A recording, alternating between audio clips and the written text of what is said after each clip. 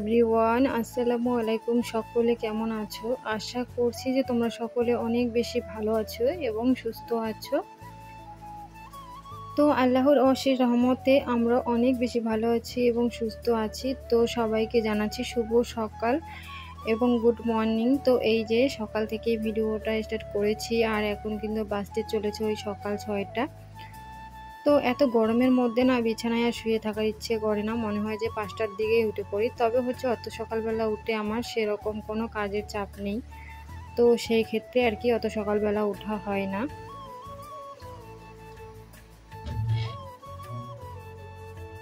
তো এই যে দেখতে পাচ্ছ, ঈদের সময় সেমাইয়ের প্যাকেট 2 প্যাকেট নিয়ে আসা হয়েছিল।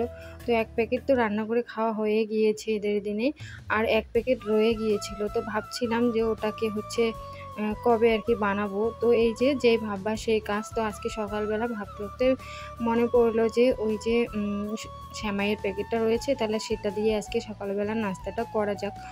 তো ওইখানে হচ্ছে একটু বেশি পরিমাণে ঘি দিয়ে প্রথমে ভেজে নিলাম এবং কাজু বাদাম কিশমিশটাও ভেজে নিয়েছি।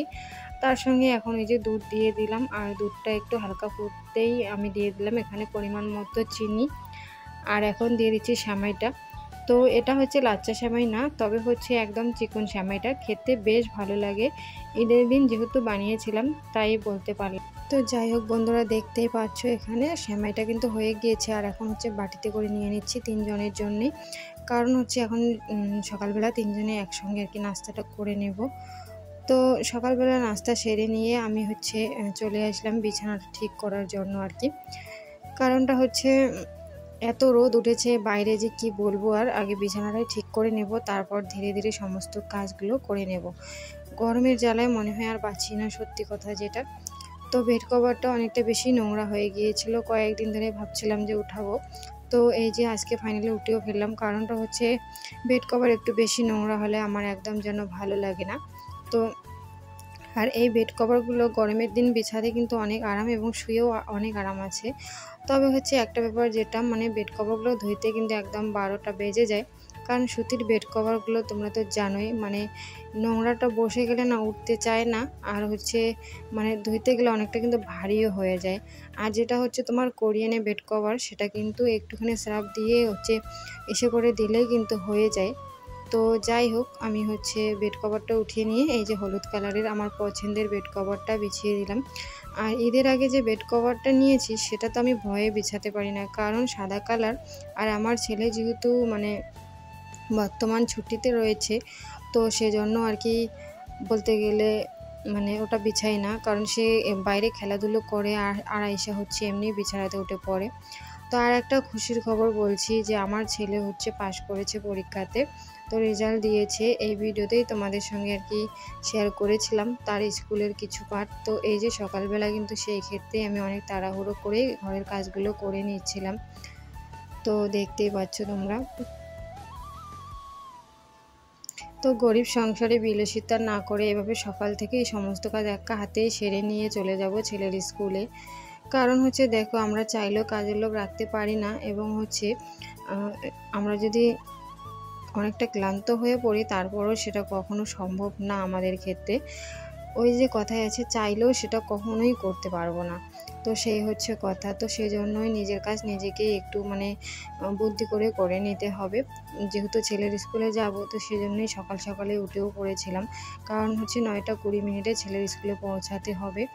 আর তোমাদেরকে কি বলবো, যেহেতু ভিডিওটাতে ভয়েসটা আমি পরবর্তীতে দিচ্ছি, তো সেই ক্ষেত্রে বলতে পারলাম ছেলের স্কুল 9টার দিকে গিয়েছিলাম আর এসেছি সেই 4টার দিকে।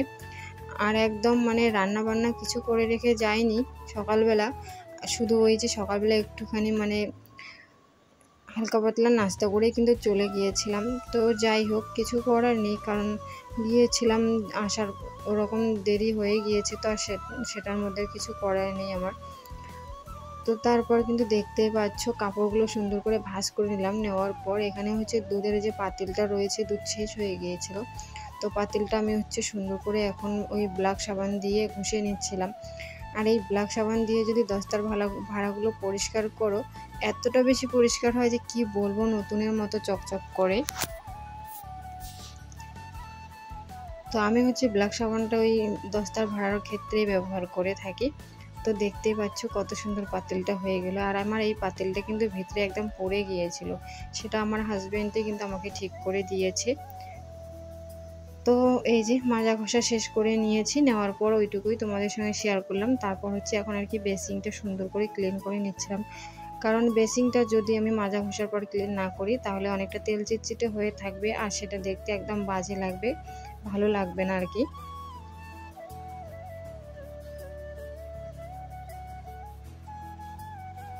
তো মানি প্ল্যান্টের গাছটা প্রায় অনেক দিনে হয়ে গিয়েছে, জানি না কেন আমার ঘরে মানি প্ল্যান্টের গাছ সেরকম একটা মানে বাড়ে না বলতে গেলে।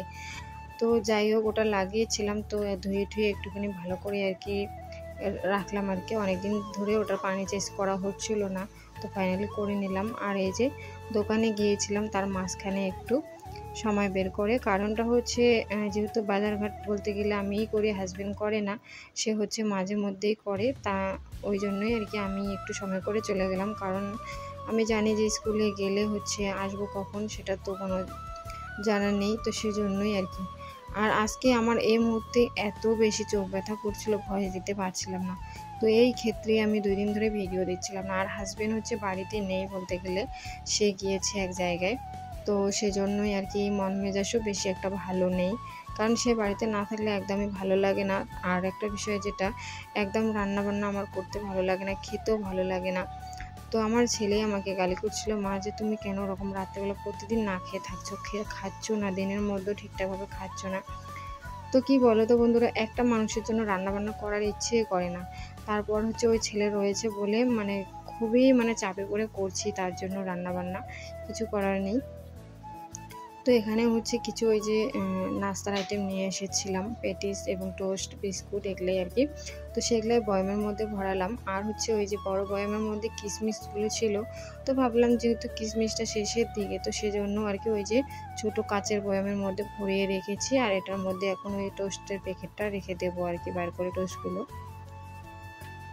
তো যে কোনো জিনিসে হোক না কেন, যদি একটু ওই যে মানে কষ্ট করে আর কি গুছিয়ে রাখা যায়, দেখতেও বেশ ভালো লাগে। আমি ভেবেছিলাম এগুলো হচ্ছে এমনিতেই একটা কন্টেনারের মধ্যে ডুবে রেখে দেবো, তবে ভাবলাম যে না, ওখানে রাখলে হচ্ছে সেরকম একটা ভালো লাগবে না, আর যখন খাবো তখনই বার করো, কন্টেনারটা একদম বাজে লাগে। তো সেজন্যই আর কি জায়গার জিনিস জায়গার মতো রাখলাম। আর এই যে আমি হচ্ছে ভেবেছিলাম আগে যে রাত্রেবেলা আলু পরোটা করবো, তো সেজন্য এখানে ময়দা নিয়ে এসেছি। তো ময়দাটা আর কি ঢেলে নিলাম। আর আমরা হচ্ছে বেশিরভাগে ময়দা খেয়ে থাকি, ময়দা রুটি খেয়ে থাকি। তো এখন হচ্ছে ময়দা এবং আটা দুটাই মিক্স করে খাচ্ছি কয়েকদিন ধরে, কারণ ময়দার মধ্যে না অত বলতে গেলে ময়দার মধ্যে কোনো রকমের ভিটামিন নেই যতটুকু জানি। তো গমের আটা যেটা হয় সেটা খাওয়াটা শরীরের পক্ষে ভালো। তবে আমরা বলতে গেলে অত বেশি একটা রুটি প্রেমিক না, তারপরেও হচ্ছে মাঝে মধ্যে যদি ইচ্ছে করে এরকম, তাহলেই হচ্ছে করি, তাছাড়া কখনোই করি না। তো রাত্রেবেলার প্ল্যানিং ছিল যে রাত্রেবেলা আর কি করে নেব আলুর পরোটা, 2-1টা ছেলে এবং আমি খেয়ে নেব, হাজবেন্ড তো নেই বাসায়। তো এই যে ফাইনালি আমার হচ্ছে রান্নাঘর এবং বেডরুম গুছানোর পর কীরকম লাগছে সেটাই তোমাদের সঙ্গে শেয়ার করলাম।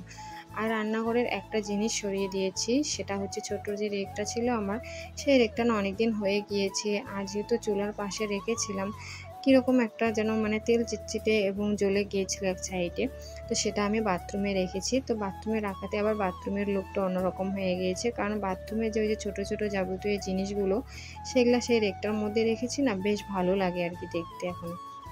তো অবশ্যই তোমাদের সঙ্গে অন্য একটা ভিডিওতে শেয়ার করব। তো এই যে মাজা ঘষা করে বোলের মধ্যে রেখেছি পানি ঝরানোর জন্য আর কি। তারপর এই যে বেডরুমটাও তোমাদেরকে দেখিয়ে দিচ্ছি যে গুছিয়ে রেখেছি কীরকম লাগছে। আর আমার বেডটা সারাদিন এরকম কিন্তু গোছানো থাকে, কারণ হচ্ছে আমি অগোছালো একদম দেখতে পারি না। যদি একটু বিছানা অগোছালো দেখি তো আমার যেন শরীরটা একদম সরসরে উঠে যায় সত্যি। তো জানি না কেন এরকমটা হয়, আমার হচ্ছে বিছানা এবং ঘর সবসময় পরিষ্কার লাগবে, এটা একটা অভ্যাস হয়ে গিয়েছে আমার। সংসারে কিন্তু প্রতিটা কাজের ক্ষেত্রে একটা অভ্যাসে পরিণত হয়ে যায়, সত্যি কথা যেটা। তো এইদিকে এই গাছগুলো দেখতে পাচ্ছ আমার এত বেশি ভালো লাগছিল, তাই একটু ভিডিও করে নিলাম। আর এই যে ছেলের স্কুলে রেজাল্ট দিয়েছে, তারপর হচ্ছে সবাইকে একটা করে গাছ দিয়েছিল, মানে গাছ লাগাতে হবে। তো আগামী বছরও একটা পেঁপের গাছ লাগিয়েছিলাম, সেটা খুব সুন্দর হয়েছে। তবে হচ্ছে আমি সেই ভিডিওটা তোমাদের সঙ্গে শেয়ার করতে পারলাম না, একটুকু মনে ছিল না যে তোমাদের সঙ্গে শেয়ার করি সেই জিনিসটা।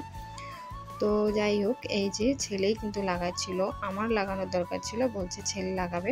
তো ছেলে লাগাচ্ছিল আর আমি হচ্ছে এইদিকে আর কি ভিডিও করছিলাম, আর ওটা হচ্ছে ছেলের বন্ধু। তো যাই হোক, অনেকে এসেছে, কারণ হচ্ছে আজকে যেহেতু স্কুলে হচ্ছে রেজাল্ট দিয়েছে, তো তারপর হচ্ছে স্কুল ক্লাসে আর কি একটু নাকি ডেকোরেশন করবে। তো এরাই হচ্ছে দুই বন্ধু করছিল, তো ওরাই দুইজনে কিছু নিয়ে এসেছে দোকান থেকে। তো এখন নাকি ডেকোরেশন করবে, তো তাই আমি একটুখানি ভিডিও করে নিলাম। আর স্কুলে হচ্ছে আমার ছেলে হাতের কাজ দিয়েছিল, সেগুলা তার ম্যাম হচ্ছে খুব সুন্দর করে সাজিয়ে রেখেছে। এই যে দেখতে পাচ্ছ, একটা মাছের জন্য মানে বলতে গেলে বোতল কেটে এটাকে একটা ঘর বানিয়েছে, মাছের ঘর। তারপর হচ্ছে ওই সাইডে কিন্তু একটা কার্টুন দিয়ে ঘর বানিয়েছিল। তো যাই হোক, দেখে খুব আনন্দ পেলাম যে আমার ছেলের হাতের বানানো জিনিস ম্যাম অত সুন্দর করে রেখেছে যত্ন করে।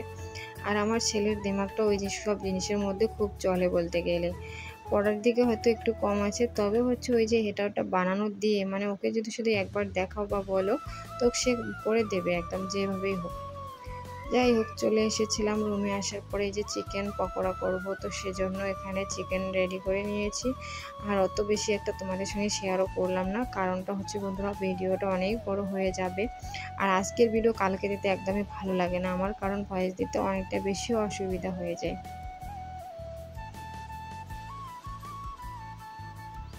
তো ওখানে হচ্ছে ডিম নিয়ে এসেছি, আর হাজবেন্ড ফোন দিয়ে বলেছিল যে তুমি মাছ নিয়ে আসো আর না হলে চিকেন নিয়ে আসো। তবে আমার ইচ্ছে করছিল না, তো সেজন্যই এখানে আর কি এই যে দেখতেই পাচ্ছ তোমরা, আমি আলু এবং ডিম সিদ্ধ করে নিয়েছি। আর এখন হচ্ছে ওগুলোকে ভেজে নেব। তো এই যে আলাদা আলাদা করে নিচ্ছিলাম আর কি আলু আর ডিমটা, কারণ ডিমটা হচ্ছে ছোলাতে হবে, সিদ্ধ যেহেতু করে নিয়েছি।